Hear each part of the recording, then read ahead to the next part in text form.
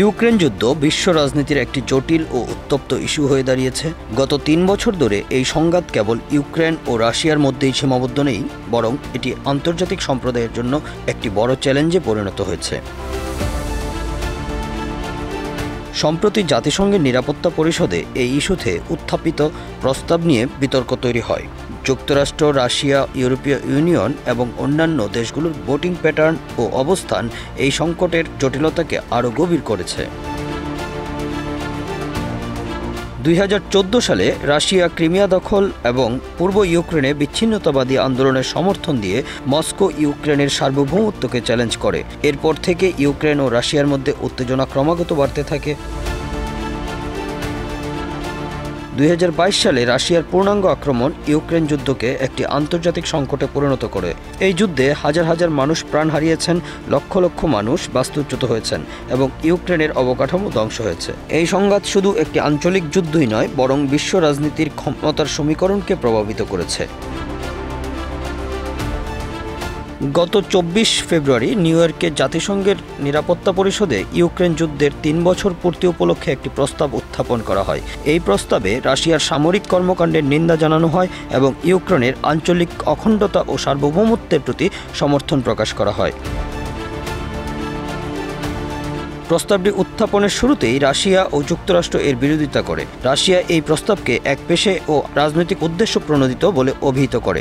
অন্যদিকে যুক্তরাষ্ট্রের voting pattern অনেককে অবাক করে দেয়। মার্কিন প্রশাসন রাশিয়ার পক্ষে ভোট দিয়ে ইউক্রেন যুদ্ধ নিয়ে তাদের অবস্থান আরও স্পষ্ট করে। যুক্তরাষ্ট্রের এই সিদ্ধান্ত আন্তর্জাতিক সম্প্রদায়ের মধ্যে বিতর্ক তৈরি করেছে। মার্কিন প্রেসিডেন্ট ডোনাল্ড ট্রাম্প তার নির্বাচনী প্রচারকালেই রাশিয়ার সঙ্গে সুসম্পর্ক গড়ে তোলার কথা বলেছেন। গত মাসে আনুষ্ঠানিকভাবে শপথ নেওয়ার পর থেকে তিনি ইউক্রেন যুদ্ধ বন্ধের উপর জোর দিয়েছেন। ট্রাম্প প্রশাসনের এই অবস্থান ইউরোপীয় মিত্রদের মধ্যে কিছুটা বিভক্তি তৈরি করেছে। ফ্রান্স ও যুক্তরাষ্ট্র, যারা ঐতিহ্যগতভাবে যুক্তরাষ্ট্রের ঘনিষ্ঠ মিত্র, তারা এই ভোটিং প্যাটার্নে ভিন্ন অবস্থান নিয়েছে। ফরাসি প্রেসিডেন্ট ইমানুয়েল ম্যাক্রো ট্রাম্পের সঙ্গে বৈঠক করে ইউক্রেন ইস্যুতে মতপার্থক্য দূর করার চেষ্টা করেছেন। অন্যদিকে ব্রিটিশ প্রধানমন্ত্রী কিয়ার স্টারমার আগামী বৃহস্পতিবার নতুন মার্কিন নেতৃত্বের সঙ্গে বৈঠক করবেন বলে জানিয়েছেন। ইউরোপীয় ইউনিয়ন ইউক্রেন যুদ্ধের জন্য রাশিয়াকে সরাসরি দায়ী করেছে। তারা ইউক্রেনের সার্বভৌমত্ব ও আঞ্চলিক অখণ্ডতার প্রতি পূর্ণ সমর্থন জানিয়েছে। ইউরোপের উত্থাপিত প্রস্তাবটি ৯৩ ভোটে পাশ হয়েছে।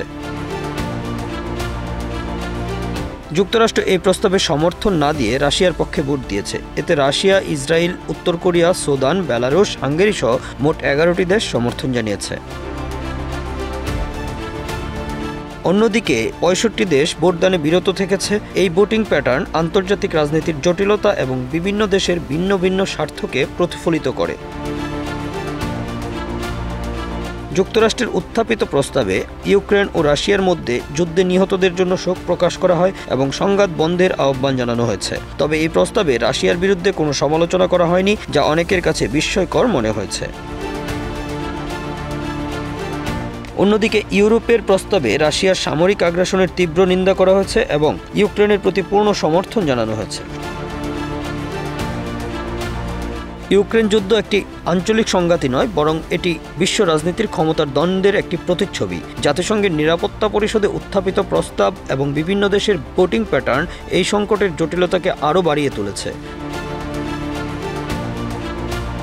যুক্তরাষ্ট্রের অবস্থান, ইউরোপীয় ইউনিয়নের সমর্থন এবং রাশিয়ার প্রতিরোধ এই সংঘাতের সমাধানকে আরও কঠিন করে তুলছে। এই যুদ্ধ শুধু ইউক্রেন ও রাশিয়ার মধ্যে সীমাবদ্ধ নেই, এটি পুরো বিশ্বের জন্য একটি বড় challenge. Bangla affairs news desk.